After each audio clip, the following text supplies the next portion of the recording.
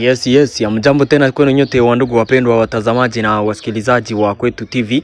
Nyote kwa ujumla mnaoendelea kuzifuata habari zetu mbichi za kila siku na kila wakati, tunawasalimia.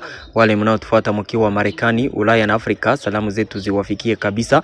Tunawatakia tena jioni njema ya siku ya leo samedi le 25 Avril 2026 na tunawakaribisha kwa mara nyingine ndani ya habari zetu za jioni ya leo. Kama kawaida tumewaletea habari kuhusu hali ya kiusalama mashariki mwa nchi ya Kongo pamoja na taarifa mbalimbali tena tofauti zinazosemekana nchini Kongo. Habari zetu za jioni ya leo moja kwa moja tutawapeleka kwenye uwanja wa vita katika maeneo tofauti, tuwaambie habari za kweli kutoka Coligny Defo. Tutaanzia mu territoire ya Fizi katika eneo ya Mikenge kwenye waasi wa M23 walifanya operation za kubombarder ma position za FARDC wakitumikisha ndege drone. Me wakati wa zile operation FARDC ilikuwa deja na ishaka installe kule ma machine anti-aérienne, waliweza kudetruire ma drone za M23. Tutawaambia mengi kuhusu mapigano hayo ambayo yalikuwa makali kule. Zingine habari ambazo tumewaletea, kuna wapiganaji wa FDLR wa zamani ambao wanakusanyika katika eneo ya Mubambiro pale tuko Musake, wenyewe watarejeshwa kwao katika nchi ya Rwanda ni kupitia ile processus ya désarmement ya ama ile operation ya FDLR plutôt ya FARDC ya kuwasaka wanajeshi wa FDLR. Nadhani ya kwamba hizo habari mnazifahamu hako mambo kidogo. Tutawaambia mengi kuhusu hayo. Tutawaambia kuhusu yule nani Jean-Marc Kabundi, baada ya kutangaza mambo mengi kuhusu changement ya constitution, akisema ya kwamba constitution haiwezi ikageuzwa. Akasema mengi kabisa kuhusu gouvernement ya leo. Mardochen Seleminga huyu alimjibu kabisa yule Jean-Marc Kabundi, akamwambia ya kwamba opposition hata iseme nini, hata wafanye nini, gouvernement itafanya mambo yake. Nadhani kwamba hapo kabisa tutawaambia mengi, mtaielewa yote. Taarifa ambazo tumewaletea ni mingi. AFC M23 mnajua ilifanyaka reunion na MONUSCO jana mo vile ya Goma. Walio yaongelea yote tutakoyawaambia kabisa jioni hii. Tulipata habari zote kuhusu maongezi yote walio ya ongea kule. Kama kawaida mnayoifuata ni Kwetu TV, ni channel inayowaletea taarifa za kweli tena zenye uhakika kutoka mashariki mwa nchi ya Kongo. Tunawasihi kusubscribe, yani kujiabone, ili kukuwa anaendelea kuzipata habari zetu zote kwa wakati. Muendelee kucomment na kuzilike habari hizi pia na kuzisambaza kwa walio wengi ziwafikie, na mkumbuke kujiunga nasi na grupu yetu ya WhatsApp ambapo mtakuwa mkizipata habari zetu zote kwa wakati. Namna ya kujiunga, gusa hapo kwenye titre, pale chini ya titre description utapata linki yetu, uguse kwenye linki hiyo ujiunge, au tuandikie kwenye namba hiyo. Bila shaka utakuwa ukizipata habari zetu zote 5 kwa 5.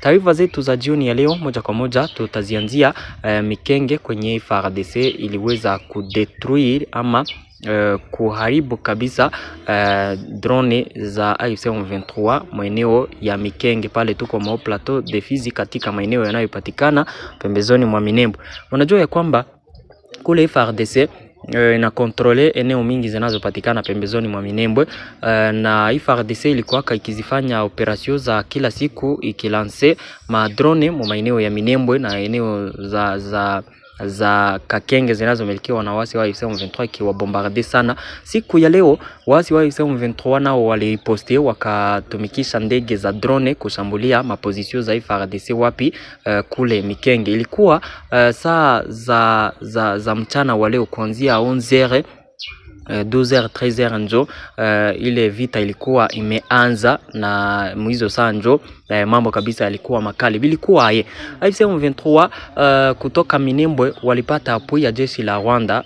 selo armée ya FARDC kule. Wanasema kwamba Rwanda ilienvoyer madrone zikafika Minembwe. Après kuingia Minembwe zikaanza sasa kufanya operation za kushambulia madefense ama maposition za FARDC zinazopatikana mu eneo ya nani ya Kakenge, kwa sababu kuanzia Kakenge parti moja FARDC iko nako defense na Mikenge yote hayo wanaikontrole.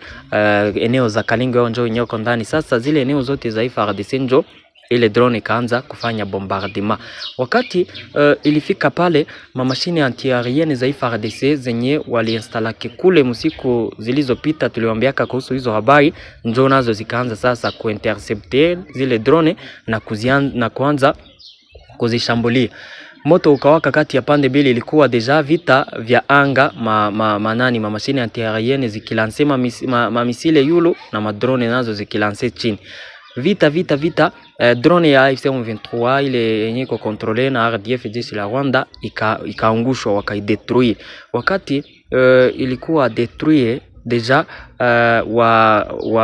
wale wenye walikuwa na controle zile operation za drone, zilikuwa drone 3. Wakati moja iliangushwa hapo zingine njoo wakazikimbiza. Waliona vitu vimegeuka na zingine nazo zitashambuliwa deja, zikaondoka mwile eneo zikamaliza ile operation na moja isha shambuliwa na FARDC.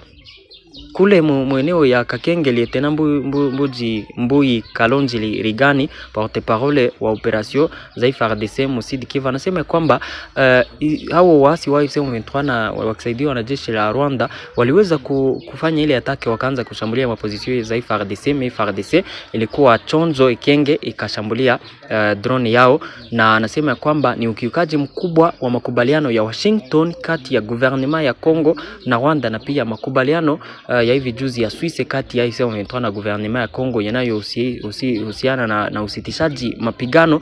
Na pia akasema kwamba ile ni provocation ya Rwanda direct kwa Kongo na ni provocation ya AFC M23 direct kwa FARDC wakati walikuwa wamekubaliana usitishaji vita. Akasema kwamba ni baada ya siku chache na njoo wameanza tena kufanya zile maoperasyon.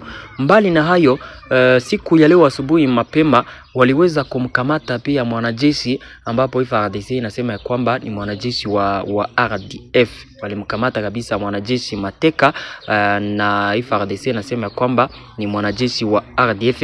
Mwanajeshi huyo alikamatwa asubuhi ya leo mapema, wakati zile operasyon zilikuwa zimeandaliwa kule.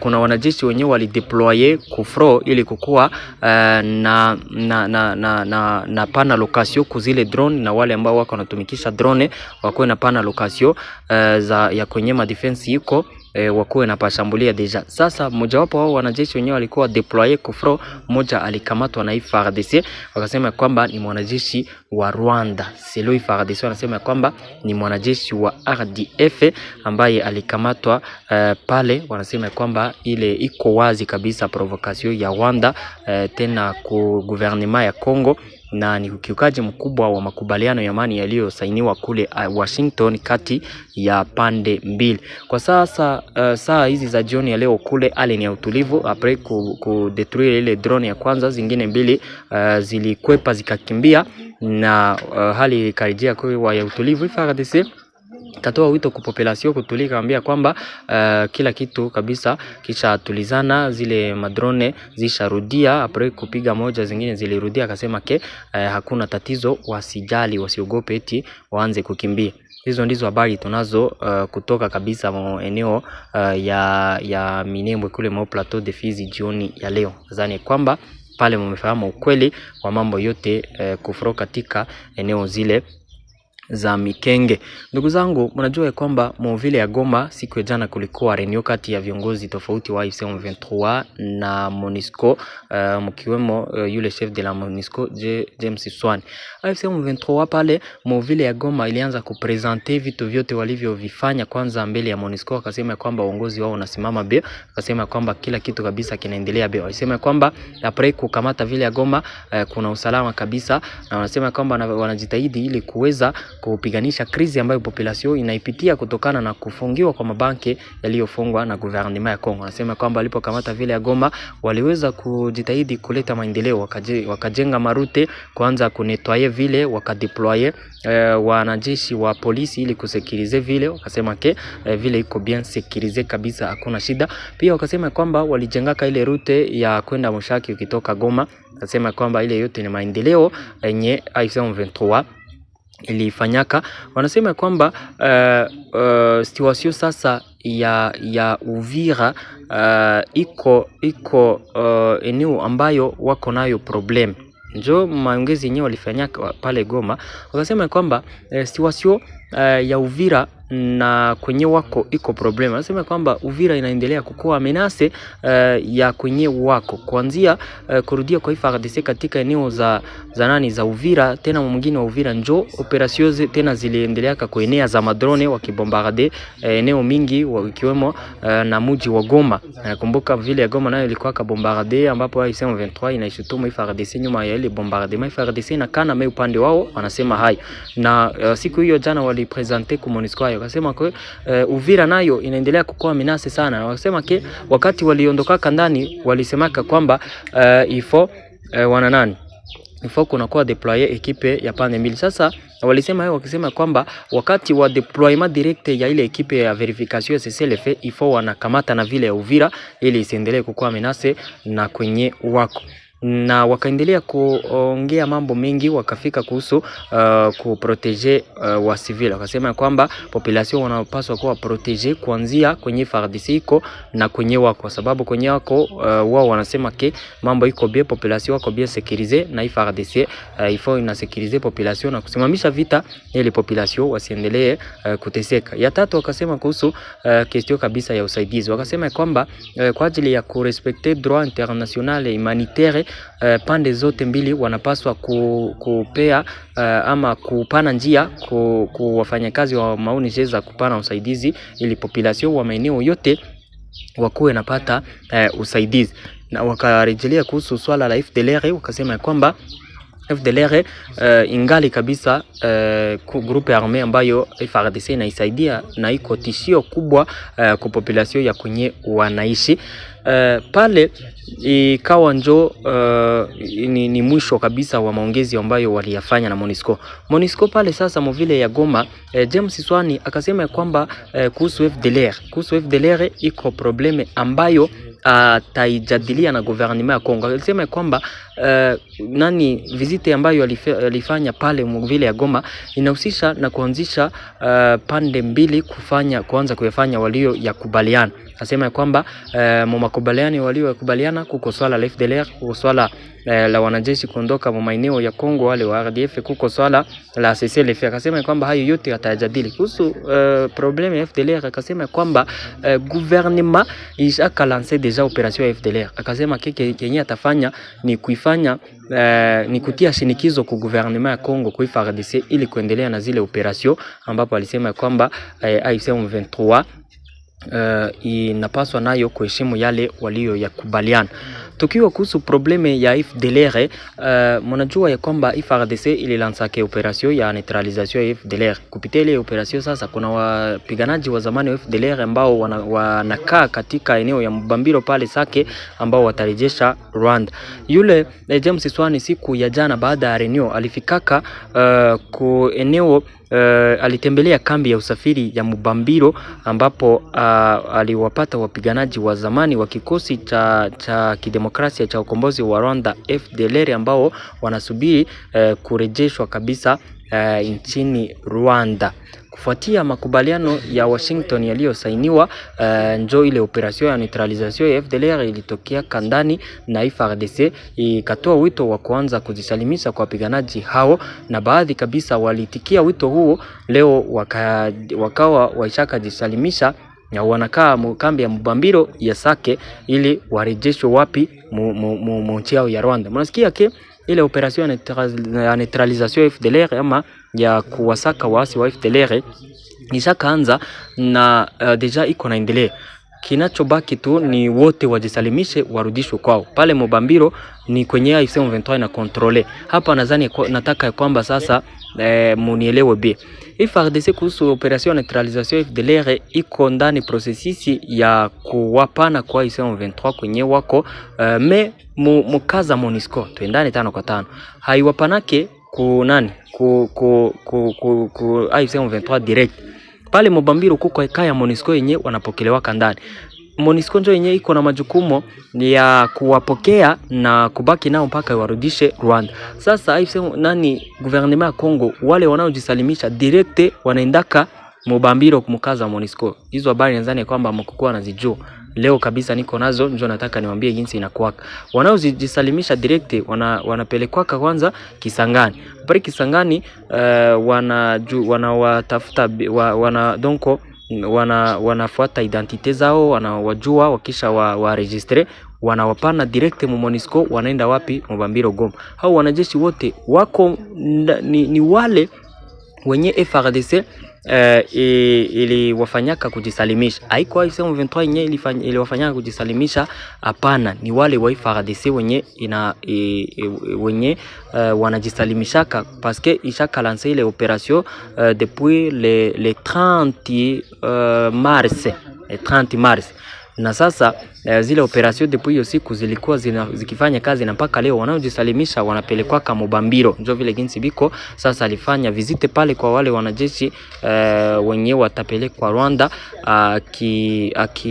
akiencourage FARDC kwa ile kazi wanayoifanya ya kuanza kufanya ile kazi ya ile operation ya neutralisation la FDLR. Nadhani kwamba pale tuko naendana 5 kwa 5 wale wanajeshi, na tutajua watapelekwa Rwanda siku gani. Wangali pale na watapelekwa Rwanda kabisa siku zijazo, kwa sababu operation ya kuwapeleka Rwanda tutajua ni siku gani. Ni msiku za mbele.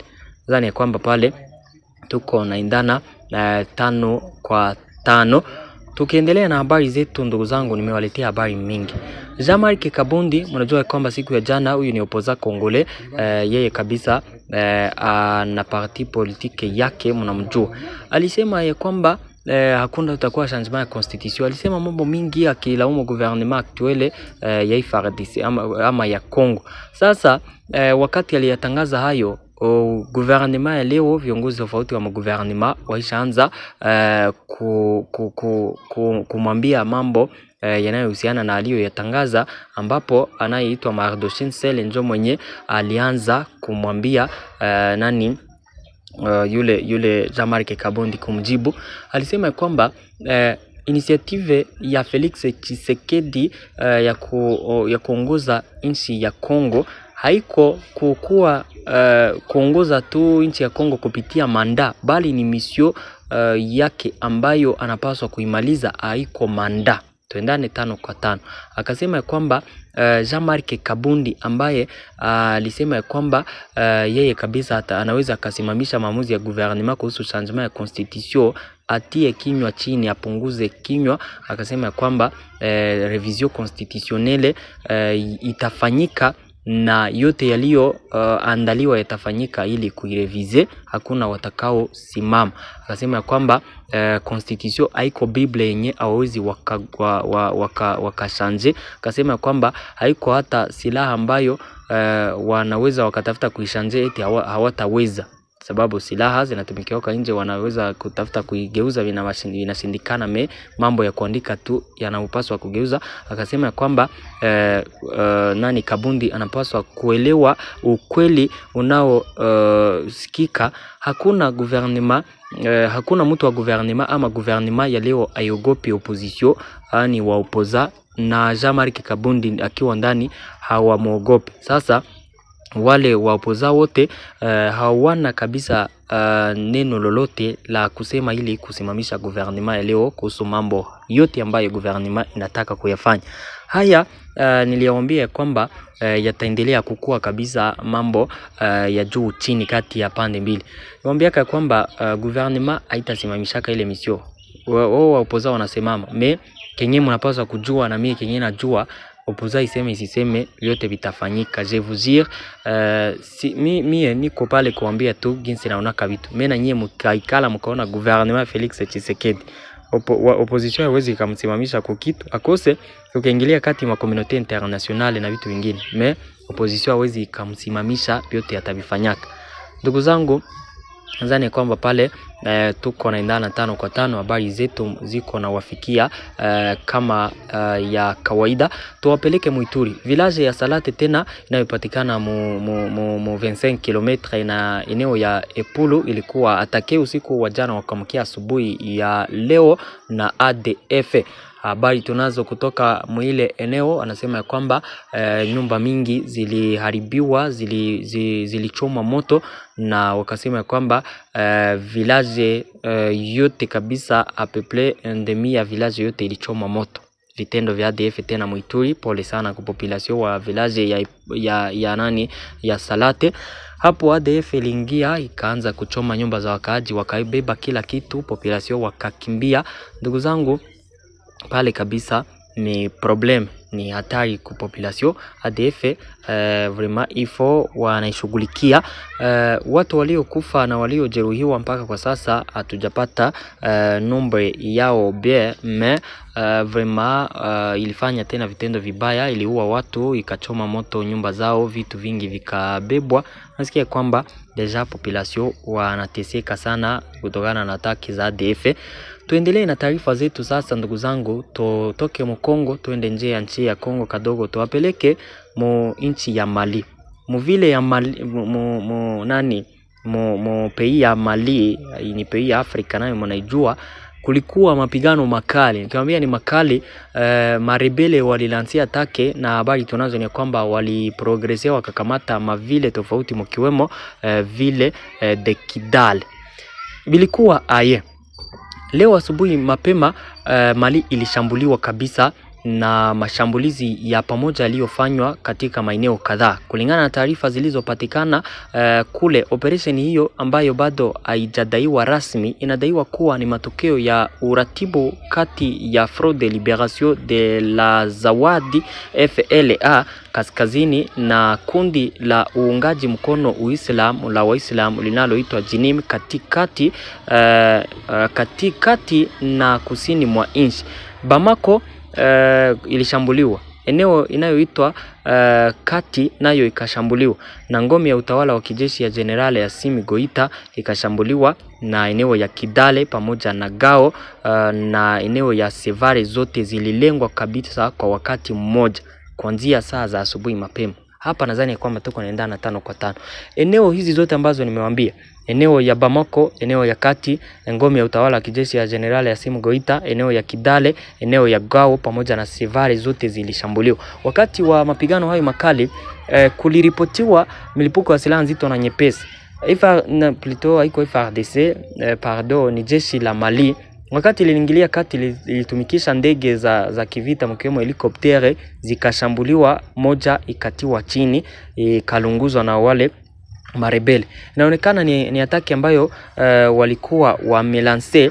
Mapigano yalianza asubuhi mapema yakaendelea, na matokeo hayo mapigano ni ya kwamba wale warebele waliweza kukamata vile ya Kidale na aeroporo inayo patikana eneo ya Bamako. Uwanja wa ndege wa kimataifa wa Bamako unaoitwa Senu nao ulifungwa kutokana na mapigano hayo. Hali ya kiusalama kule ingali tete sana. Gouvernement haijatangaza matokeo mengine zaidi ya hayo. Habari tunazo ni hizo. Nadhani kwamba hapo nako mmefahamu mambo jinsi yako kule. Merci beaucoup ndugu zangu, hizo ndizo habari ambazo tulikuwa na waletea taarifa donc jioni ya leo. Tunawashukuru sana na Mungu awalinde, muendelee kukua na maisha mazuri. Jioni njema, usiku mwema pia. Tupatane ndani ya habari zifuatazo za kesho. Merci beaucoup.